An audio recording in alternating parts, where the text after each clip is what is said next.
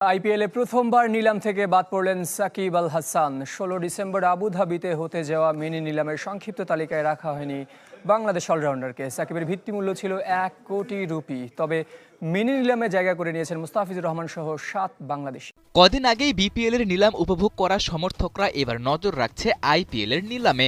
Mega নিলাম না হলেও এই মিনি আয়োজনেই বাংলাদেশ থেকে আছে ৭ ক্রিকেটার।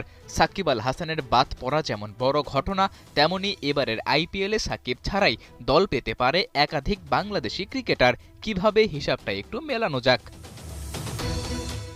আইপিএলের এবারের মিনি নিলামে নিবন্ধন করেছিল প্রায় ১০০০ খানেক ক্রিকেটার, যার মধ্যে চূড়ান্ত তালিকায় জায়গা পেয়েছেন ৩৫০ জন, যেখানে দেশি ক্রিকেটার ২৪০ আর ১১০ জন বিদেশি। মজার বিষয়, এই ১১০ জনের মধ্যেই দল পাবেন ৩১ জন, অর্থাৎ প্রতি ৩ জন বিদেশির মধ্যে একজনের সম্ভাবনা আছে দল পাবার। এই হিসেবেও তো ৭ বাংলাদেশের মধ্যে অন্তত ২ জনের দল পাবার কথা। তবে ওরকম আপেক্ষিক হিসাব ছাড়াও প্র্যাকটিক্যাল চিন্তা করলেও বাংলাদেশিদের এবার দল পাবার সম্ভাবনা প্রবল। সেই তালিকায় সবার আগে আসে মোস্তাফিজের নাম। সবশেষ আসরে খেলেছেন দিল্লির জার্সিতে, আর বর্তমানে মাঠ মাথাচ্ছেন সেই দিল্লিরই আরেক ফ্র্যাঞ্চাইজি দুবাই ক্যাপিটালসের জার্সিতে। ক্যাপিটালদের ঘরের ছেলে হয়ে ওঠা মোস্তাফিজের দিকে ওদেরই থাকবে বাড়তি নজর। এবার অন্য একটা ছক দেখানো যাক। আইপিএলে বিদেশি ক্রিকেটারদের জন্য যে ৩১টি স্লট ফাঁকা আছে, সেখানে দেখা যায় কলকাতার ৬টি, দিল্লির ৫টি, চেন্নাই, গুজরাট আর লখনৌর ৪টি করে।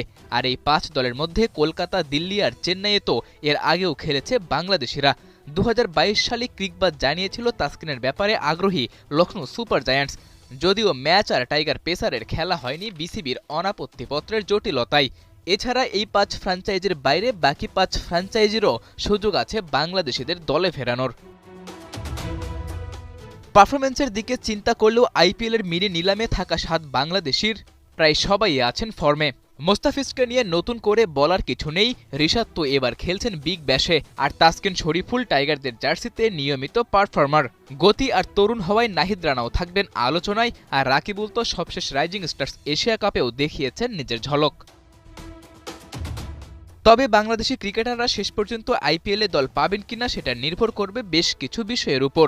প্রথমত, দলগুলোর চাহিদা আর ক্রিকেটারের স্পেশালিটি মিলতে হবে। তাদের বিকল্পে আছেন কে টুর্নামেন্ট চলাকালে ওই নির্দিষ্ট ক্রিকেটার খেলার জন্য অ্যাভেইলেবল থাকবেন কিনা, সেসবও বিবেচনায় রাখবে ফ্র্যাঞ্চাইজিগুলো।